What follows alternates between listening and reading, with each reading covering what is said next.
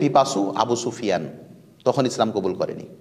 আবু সুফিয়ানকে কিন্তু আমরা গালমন্দ করব না, কারণ মক্কা বিজয়ের পরে তিনি ইসলাম কবুল করেছিলেন। তো আবু সুফিয়ান একদিকে আল্লাহ নবীর এটা শ্বশুর জামাই, মানে আবু সুফিয়ানের কন্যা উম্মে হাবিবা আল্লাহ নবীর সঙ্গে বিবাহ হয়েছিল এর। ওই সময়তে আবু সুফিয়ান মুসলমান হয়নি।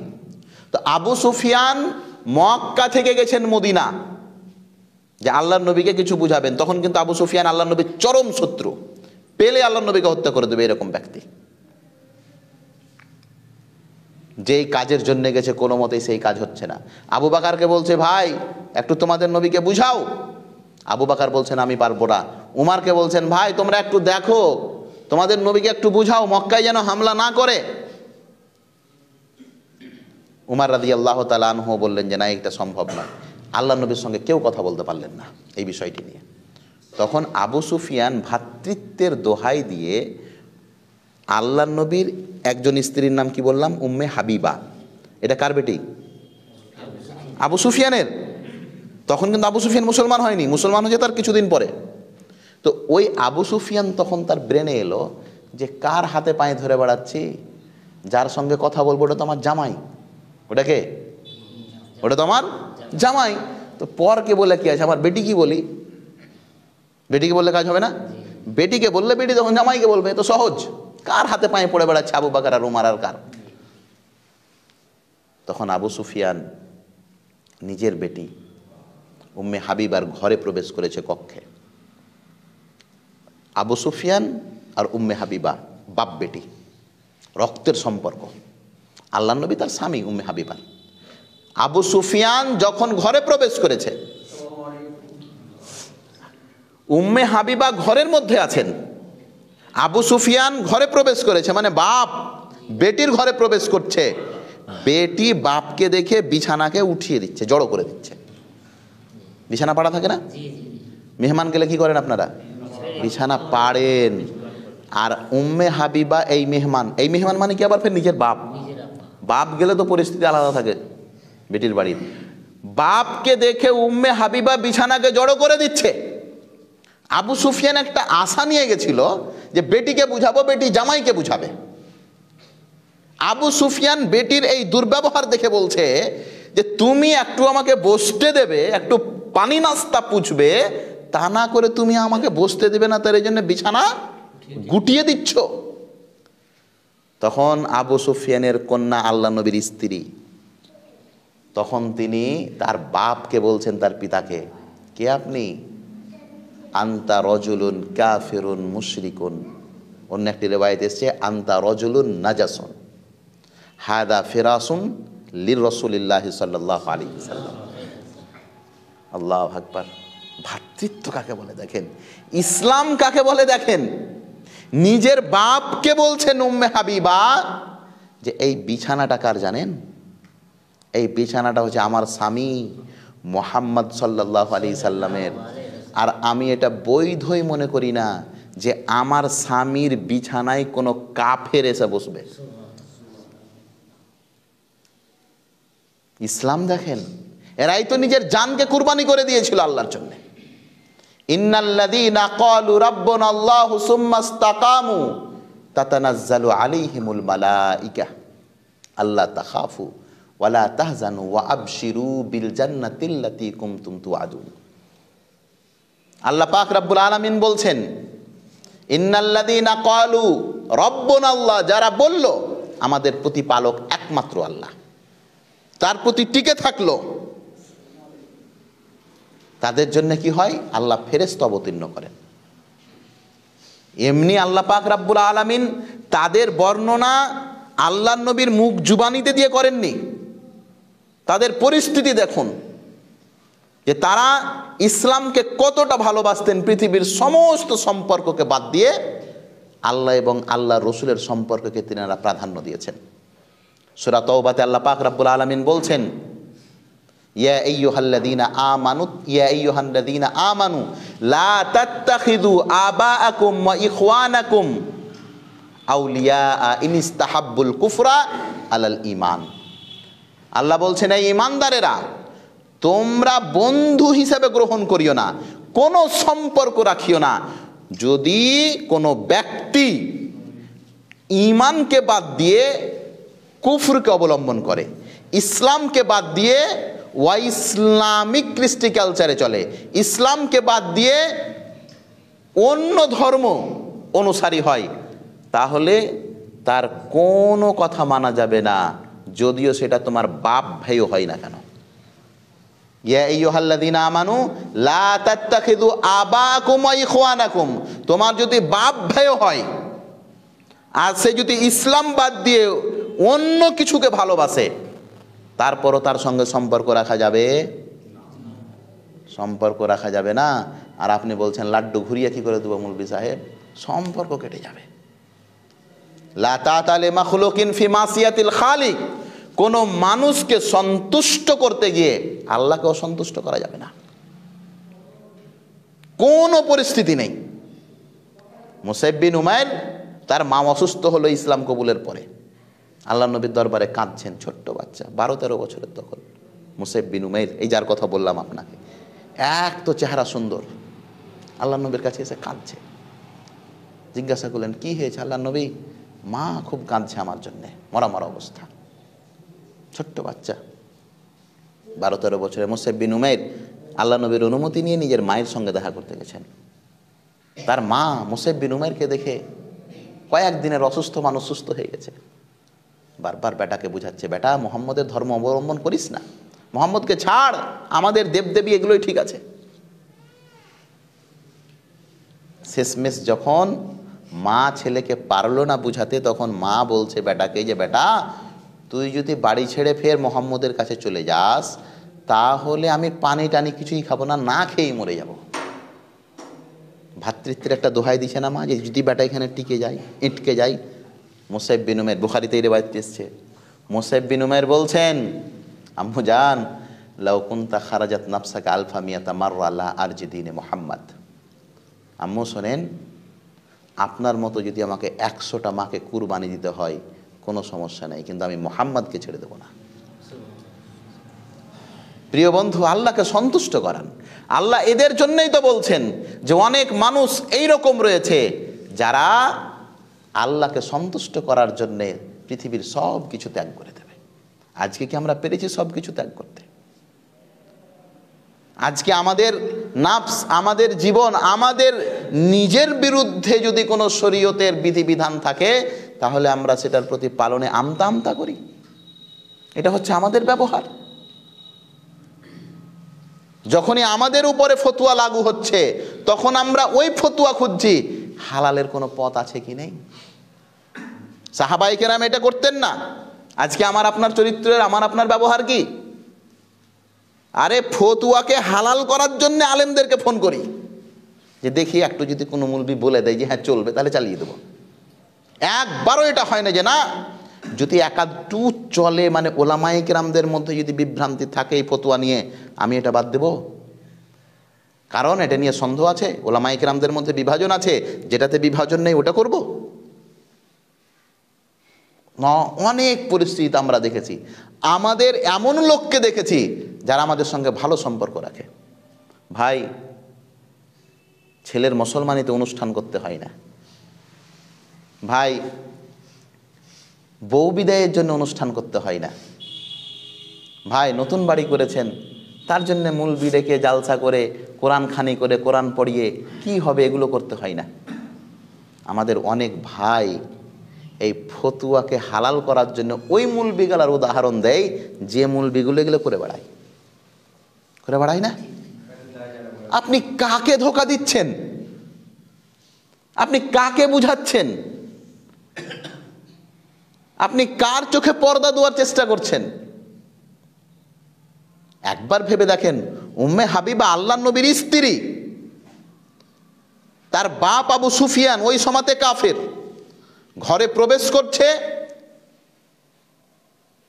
বিছানাকে জড়ো করে রেখে দিচ্ছে, আর নিজের বাপকে বলছে যে এই বিছানাটা হচ্ছে আল্লাহর নবীর, আর আপনি হচ্ছেন কাফের মানুষ, আপনাকে বসতে দেওয়া তো অনেক দূরের কথা। নিজের বাপকে বসতে দিচ্ছেন না কেন? তারা সব কিছুকে কুরবানি দিয়ে আল্লাহ এবং আল্লাহ রসুলকে বেশি ভালোবাসতেন। হে প্রিয় ভাই, আল্লাহ পাক রাব্বুল আলামিন এইরকম মুমিন বান্দাদের জন্যই বলছেন, অমিনান নাসি মান ইয়াশতারি নাফসাহু ইবতিগা মারযাতিল্লাহ। মানুষের মধ্যে অনেক মানুষ এরকম আছে যারা আল্লাহকে সন্তুষ্ট করার উদ্দেশ্যে নিজেকে বিলিয়ে দেয়, নিজেকে বিকিয়ে দেয়। এরা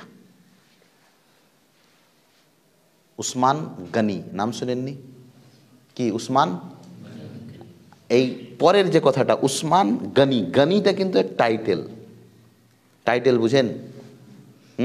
যেমন ওই যে আমাদের সামনে বসে আছে রফিকুল ডাক্তার, তো ডাক্তারটা কিন্তু নাম নয়, পেশা এটা। গনি ধনী, এত যে নাম পড়ে গেছিল বড় লোক। ওই জাকির সেট নাম শোনেন নাকি? যে জাকির সেট গিয়াস কোম্পানিটা নাম নয় ভাই, এই রকমই ছিল উসমান গনি। গনি নামটা কেন পড়লো? ধনী ব্যক্তির জন্য। কত যে সম্পদ দিয়েছিলেন আল্লাহ, তার কোনো সীমানা ছিল না। সব ক্ষেত্রে আগে বান্দায়, যেটার সময় লাগতো আগে টাকা দিত। তিনি বলছেন যে আমি যখন খলিফা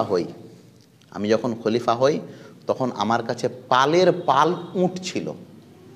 আমি যখন খলিফা হই, উসমান বলছেন, আমি যখন খলিফা হই কি ছিল?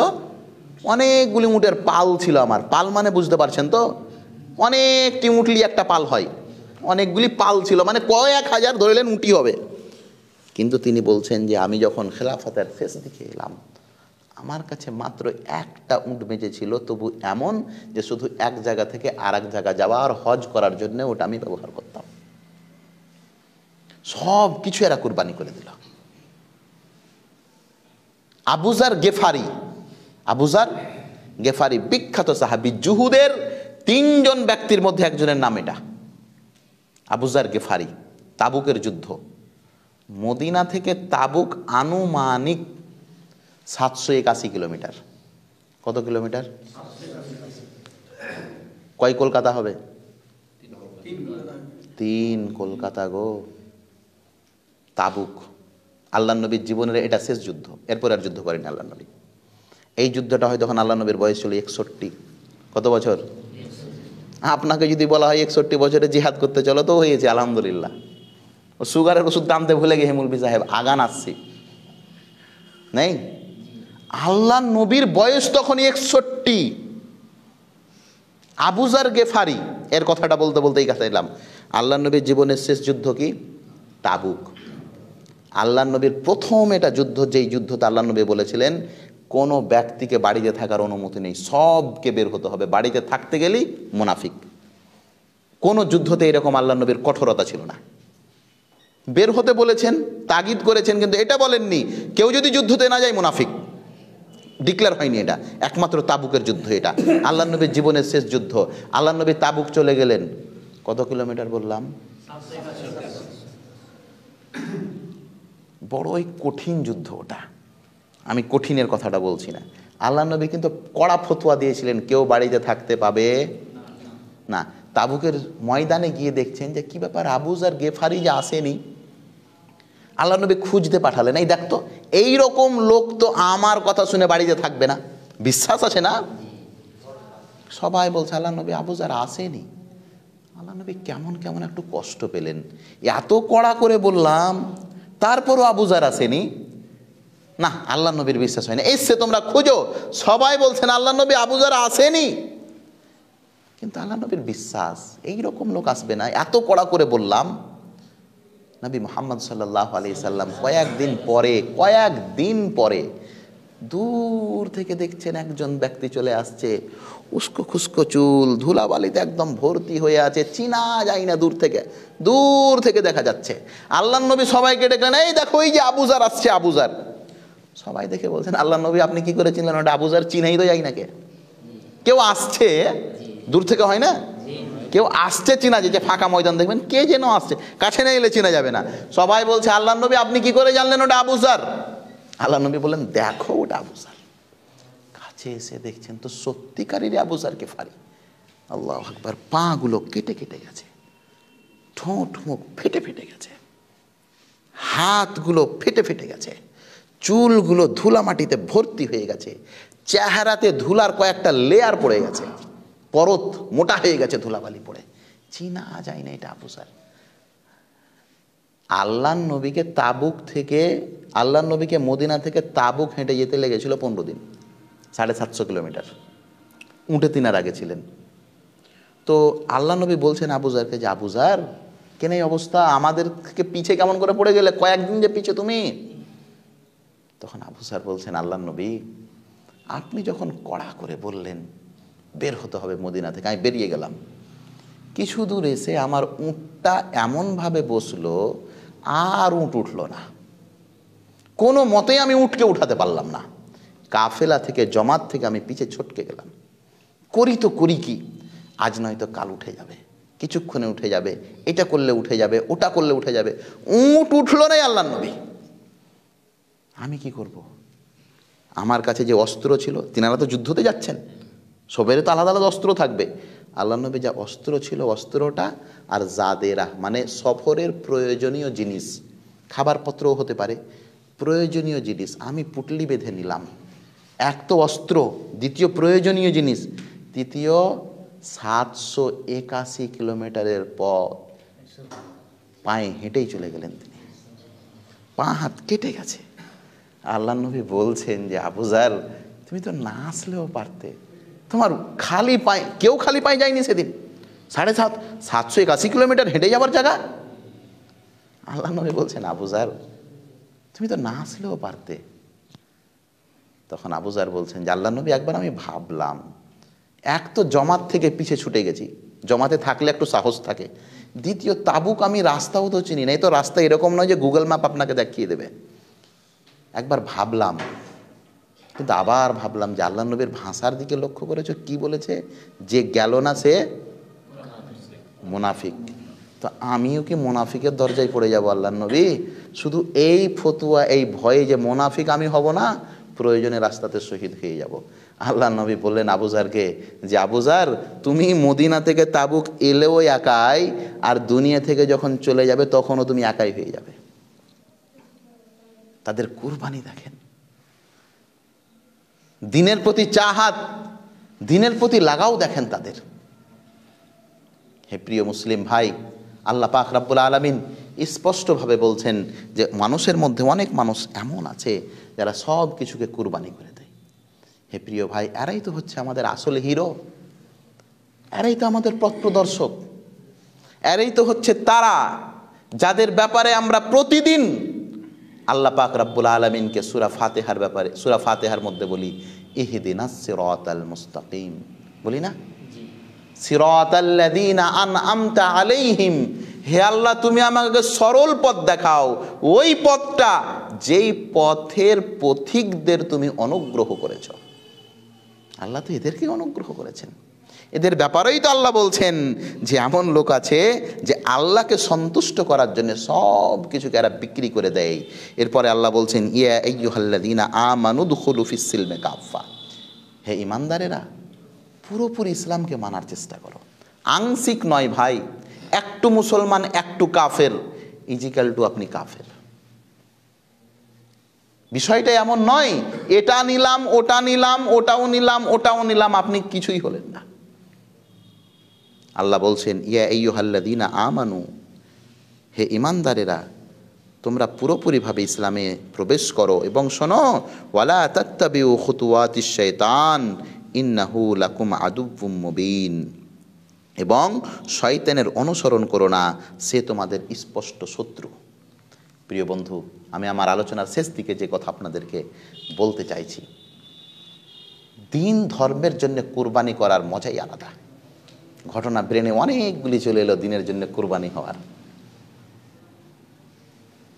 জাবির নাম শুনেছেন? জাবির, জাবির বিন আব্দুল্লাহ বিন আমির। জাবির নাম শুনেননি? জাবির বিখ্যাত সাহাবী জাবির। জাবির রাদিয়াল্লাহু তাআলা আনহু একদিন মসজিদে মন মরা হয়ে বসে আছেন। মসজিদে কি আছেন? মন মরা হয়ে বসে আছেন। আল্লাহর নবী দেখছেন যে জাবির কি ব্যাপার, কাঁদোমুদো কেন হয়ে আছো? আল্লাহর নবী কি যে করব, 6টা 7টা বহিন রেখে আল্লাহ আমার বাপকে শহীদ করে দিয়েছে, আমার বাপ মারা গেছে, আর আমার ঘাড়ে পড়ে গেছে কি 6টা 7টা বোনের দায়িত্ব। কমসম ব্যাপার? আল্লাহ নবী বোনদের দায়িত্ব পালনের জন্য আমি আমার ইচ্ছাকে কুরবানি দিয়ে দিয়েছি, বিধবা মেয়েকে বিয়ে করেছি। কেন? যদি কুমারী মেয়েকে বিয়ে করতাম তো সংসার বুঝতে টাইম লাগতো, হবে টাইম লাগতো না? এর জন্য আমি কি করেছি, একটু বেশি বয়সের মেয়েকে বিয়ে করেছি, যাতে সংসারটাকে বুঝাতে না হয়, আমার বোনগুলির যেন সেবা একদম মায়ের মতন করতে পারে। কিন্তু তারপর আল্লাহ নবী পারি না, যে কি করে 6টা 7টা বহিনকে চালাবো, আমার পরিবার আছে, মা আছে। আল্লাহ নবী তখন বলছেন, জাবির একটা কথা বলবো। বলেন, মনমরা হয়ে বলেন। জাবির, জানো তোমার আব্বা যে শহীদ হয়েছে, আল্লাহ কিন্তু তোমার আব্বার সঙ্গে কথা বলেছে। এতক্ষণ জাবির মনমরা ছিল, একটু ভালো হলো। আল্লাহ কথা বলেছেন আমার আব্বার সঙ্গে, তো কি কথা বলেছে? আল্লাহ নবী কি বললেন, যে জাবির তোমার আব্বা মরে গেছে, চিন্তা করিও না, তোমার আব্বা কি হয়েছে, আল্লাহর সঙ্গে কথা বলেছে। তো যখনই জাবিরকে কথা বলেছে, তোমার আব্বার সঙ্গে আল্লাহ কথা বলেছে, এটা কমসম কথা। তখন পুট করে জিজ্ঞাসা করেছে, তাহলে আল্লাহ কি কথা বলেছে আমার আব্বার সঙ্গে? জাবির রাদিয়াল্লাহু তাআলা আনহুকে আল্লাহ নবী বলছেন, তোমার আব্বার সঙ্গে আল্লাহ কথা হয়েছে, যেটা আল্লাহ তাআলা পৃথিবীর কোনো মানুষের সঙ্গে ওই রকমভাবে কথা বলেননি, কোনো নবী এবং রসুলের সঙ্গে ওই রকমভাবে কথা বলেনি যেইভাবে কথা আল্লাহ তোমার আব্বার সঙ্গে বলেছেন। জাবির বলছেন, কিভাবে কথা বলেছেন? মুসলিমের একটি হাদিস এসেছে, মুত্তাফাক আলাইহি, এটি রিওয়ায়াত। আল্লাহ নবী বলছেন যে তোমার আব্বার সঙ্গে আল্লাহ কথা বলেছেন বিনা পর্দাতে। পর্দা বুঝেন? ওপারে একজন এপারে একজন। নবীদের সঙ্গে আল্লাহর এইভাবে কথা হতো, মুসা নবীর সঙ্গে এইভাবে কথা হতো, মধ্যেখানে পর্দা থাকতো, হিজাব। আর আল্লাহর নবী বলছেন জাবির কি, যে জাবির তোমার আব্বার সঙ্গে আল্লাহ কথা বলেছেন বিনা পর্দাতে, ডাইরেক্ট, একদম ফেস টু ফেস। আবার জাবির বলছেন, কথাটা কি বলেছেন ওটা তো বলেন। তখন আল্লাহর নবী বলছেন যে তোমার আব্বার সঙ্গে কথা হয়েছে, আল্লাহ তোমার আব্বাকে বললেন যে আব্দুল্লাহ চাও তুমি কি চাইবে। তখন আবার জাবির বলছেন, আব্বা কি চেয়েছে তাহলে আল্লাহর কাছে? তোমার আব্বা আল্লাহর কাছে চেয়েছেন এমন একটা জিনিস যা আল্লাহ পাক রব্বুল আলামিন তোমার আব্বাকে দেয়নি। আমার আব্বা আল্লাহর কাছে চাইলো, আর আল্লাহ প্রাধান্য দিল আমার আব্বাকে, চাইলো ফের আল্লাহ দিল না। চাইলোই আমার বাপ কি জিনিস? আল্লাহর নবী বলছেন জাবিরকে, যে জাবির তোমার বাপের সঙ্গে আল্লাহর ডাইরেক্ট কথা হলো, ফেস টু ফেস কথা হলো, সামনাসামনি কথা হলো। তোমার আব্বাকে আল্লাহ বলল, আব্দুল্লাহকে চাও, যা চাইবে তাই দোয়া হবে। তোমার আব্বা আল্লাহর কাছে এমন একটা জিনিস চাইলো, আল্লাহ ওটা দিলেন না। আল্লাহ নবী কি চাইলেন তাহলে আল্লাহর কাছে, যে আল্লাহ দিলেন না আমার বাপকে? তোমার আব্বা আল্লাহকে বলল যে আল্লাহ, আপনি যখন আমাকে দুয়ার প্রতিশ্রুতি দিচ্ছেন সব কিছু, তাহলে আমাকে দুনিয়াতে আবার পাঠান। আল্লাহ বললেন, বান্দা তুমি দুনিয়া যে করবে কি? জান্নাতে আছো, আর চাইতে ভালো জায়গা কি দুনিয়া? তখন জাবিরের আব্বা আল্লাহকে বলছেন, হে আল্লাহ, আমি যখন কাফেরদের সঙ্গে লড়াই করছিলাম, আমি যখন যুদ্ধের প্রান্তে ছিলাম, ইসলামের পতাকা বুলন্দের জন্যে যখন কাফেরদেরকে এই দুনিয়া থেকে আমি দূরে সরিয়ে দিচ্ছিলাম, ওই সময়তে কাফেরেরা যে আমার উপরে আক্রমণ করেছিল, কাফেরেরা যে আমার পা হাত কেটে চূর্ণ বিচূর্ণ করে দিয়েছিল, হে আল্লাহ, আমি যে তখন তৃপ্তি পাচ্ছিলাম, তারা যখন আমাকে টুকরো টুকরো করে কাটছিল, আমি যে মজাটা পাচ্ছিলাম, ওই মজাটা জান্নাতে নেই। তুমি আবার আমাকে দুনিয়ায় পাঠাও, আবার তোমার কালেমা বুলন্দের জন্য আমি যুদ্ধ করব, আবার তারা আমাকে টুকরো টুকরো করে কাটবে, আমি আবার সেই স্বাদটা অনুভব করতে চাই যেটা জিহাদের ময়দানে আমি পেয়েছিলাম। প্রিয় বন্ধু, কোনটাকে আপনি জীবন বলছেন? কাগজ ইনকাম করাটা? আল্লাহ নবীর মামু, এটা বুখারীতে এসেছে হাদিস, আল্লাহ নবীর মামু হারাম বিন মিলহান, আল্লাহ নবীর হারাম বিন মিলহান, হারাম বিন মিলহান। কাফেরেরা চারিদিক থেকে ঘিরে নিয়েছে আল্লাহ নবীর মামুকে, মারবে। হারাম বিন মিলহান পালাতে লেগেছেন একদিকে, কাফেরেরা পিছন থেকে ধর ধর ধর। হারাম বিন মিলহান জান প্রাণ একদিকে দৌড়ছে, একটা কাফের বর্ষা নিক্ষেপ করে দিয়েছে। হারাম বিন মিলহান আল্লাহ নবীর মামু, নিজের মামু, এটা কাফেরের বর্ষা পিঠ দিয়ে প্রবেশ করে কিছুটা বেরিয়ে গেছে আর কিছুটা এঁটকে থেকে গেছে, মধ্যেখানে এঁটকে থেকে গেছে।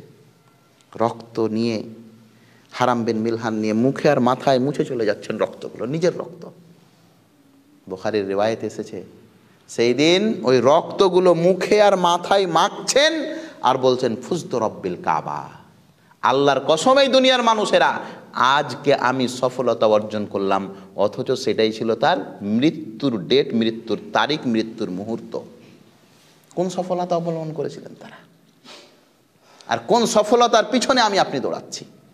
হে প্রিয় বন্ধু, আপনার প্রয়োজন আছে। আপনি 60 বছরের হন, 70 বছরের হন আর 16 বছরের হন, প্রত্যেকটা ক্ষেত্রে ইসলামের প্রয়োজন আছে আপনার। ইসলামে শুধু যুবকদের প্রয়োজন নেই, বয়স্কদের প্রয়োজন আছে। ইনফিরু খিফাফাম ওয়া সিকালাও ওয়া জাহিদু বিআমওয়ালিকুম ওয়া আনফুসিকুম ফি সাবিলিল্লাহ। সূরা তাওবার এটি আয়াত 41 নম্বর আয়াত, 9 নম্বর সূরার 41 নম্বর আয়াত। আল্লাহ এই আয়াত অবতীর্ণ করলেন যে তোমরা বেরিয়ে পড়ো, যুবক বৃদ্ধ যে যা অবস্থায় আছো আল্লাহর পথে বেরিয়ে পড়ো। আবু তালহা রাদিয়াল্লাহু তাআলা আনহু 81 বছর বয়সে তালোয়ার নিয়ে যুদ্ধতে বেরিয়ে গেছেন। 81 বছর বয়স। তার বেটারা বলছেন যে আপনি মরতে গেলেন, কাফেররা তো আপনাকে 1 মিনিটও টিকতে দেবে না, আপনি ফিরে যান। তখন তিনি এই আয়াতটা পড়ে তার বেটারাকে শোনাচ্ছেন যে আল্লাহ বলছেন যে বয়স্ক হও চাহে চ্যাংড়া হও আল্লাহর পথে বেরিয়ে পড়ো, তুমি কি আমাকে বাধা দেনে বলা? জিহাদের পথে বের হলেন, রাস্তায় তিনি মারা গেলেন। সামুদ্রিক সফর ছিল 7 দিন। আসাদুল্লাহ আল গালিব লিখছেন 15 দিন। 15 দিন যাবৎ তিনার দেহ সমুদ্রেতে শুধু এপার ওপার হতে থাকলো। তালহা, যার ব্যাপারে আল্লাহ নবী উহুদের প্রান্তে বলেছিলেন যে তালহা যদি একবার খালি হাউ বলে দেয়, মানে চিৎকার করে কাফেরদের আগা দিকে গিয়ে, তো কাফেরের গোষ্ঠী সমেত পালিয়ে যাবে, এত শক্তিশালী। তালহা রাদিয়াল্লাহু তাআলা আনহু, উম্মে সুলাইমের স্বামী, আনাসের কাটবাপ, এটা এত বড় বীর। 15 দিন যাবৎ সমুদ্রতে তিনার দেহ এপার ওপার এপার ওপার হতে থাকলো। তারপরে তার বেটারা উঠিয়ে একটা জায়গায় মাটি দিয়ে দিল। বিফল বলবেন এই ব্যক্তিদের জীবনকে? আর আজকে আমাদের আপনাদের জীবন কি? না আল্লাহকে সন্তুষ্ট করাতে পারলাম না ওদিকে, না ইধারকে রহে না উধারকে, না খুদা মিলা না বেসালে সনম, না ইধারকে রহে না উধারকে, কোনো কিছুই প্রিয় ভাই পাওয়া গেল না। আমি আপনাদেরকে যে কথা বললাম, আল্লাহর জন্য নিজেকে প্রস্তুত করেন। আপনার প্রয়োজন আছে, আপনি মূল্যহীন মানুষ নন, অবশ্যই আপনার প্রয়োজন আছে। আপনি যেভাবে যে সেক্টরে আছেন, আপনি একটু ইসলামের ব্যাপারে চিন্তা করেন। আমি বলিনি আপনাকে মৌলবি সাহেব হয়ে আপনাকে ইজতেমা করতে হবে, আমি বলছি আপনি যে কাজে জড়িত আছেন, আপনি দিনমজুরি করেন, ফেরি করেন, আপনি কোনো চাকরি করেন, কাজ করেন, টিউশনি করেন, মাস্টার, দোকান, যে জায়গায় আছে, সব জায়গায় দাওয়াতের প্রয়োজন আছে। আমি বলিনি যে আপনি আমার মতন হন, না, আমি বলবো না আপনি আমার মতন হন, আপনি যে জায়গায় আছেন আলহামদুলিল্লাহ। কিন্তু আমি বলছি আমি আমার জায়গায় থেকে যে কাজ করছি, এই জায়গায় থেকে আপনিও কিন্তু ওই কাজ করতে পারবেন। দিক পরিবর্তন হবে, টার্গেট পরিবর্তন হবে না। কাজ আমাদের ভিন্ন নয়, অবশ্যই আপনাদের প্রয়োজন আছে। আল্লাহ পাক রব্বুল আলামিন আপনাদের ব্যাপারেই তো বলেছেন, লাকাদ খালাকনাল ইনসানা ফি আহসানি তাকওয়িম। কাদের জন্য কথা বলেছেন? আপনাকে উত্তম চেহারা দিয়ে তৈরি করেছেন। এই চেহারা তো আল্লাহ দিয়েছে ভাই। হে প্রিয় ভাই, আসুন আমরা আল্লাহর জন্যে কোরবানি হয়ে যাই, আল্লাহকে সন্তুষ্ট করার জন্যে। আজকে আমরা অনেক কিছু কোরবানি দেওয়ার প্রয়োজন আছে, আমরা যেন সব কিছুকে বাদ দিয়ে আল্লাহকে যেন প্রাধান্য দিতে পারি। আল্লাহ যেন আমাদের তৌফিক দান করেন। আমিন। ওয়া আখিরু দাওয়ানা আলহামদুলিল্লাহি রাব্বিল আলামিন। আসসালামু আলাইকুম ওয়া রাহমাতুল্লাহি ওয়া বারাকাতুহু।